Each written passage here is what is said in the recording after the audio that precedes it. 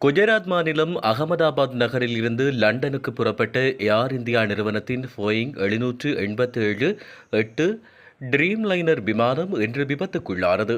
இந்த விமானத்தில் மொத்தம் 242 பேர் இருந்துள்ளனர். விமானம் குடியிருப்பு பகுதியில் விழுந்து நொறுங்கியதால் பயங்கர சேதம் ஏற்படுத்தப்பட்டுள்ளது. இதுவரை வெளியான தகவலின் பிரகாரம் இந்த கோர விபத்தில் 204 பேர் உயிரிழந்துள்ளதாக தகவல் வெளியாகியுள்ளது. விமானம் விழுந்த பகுதியில் மருத்துவக் கல்லூரி மாணவர்களின் விடுதி அமைந்துள்ளது.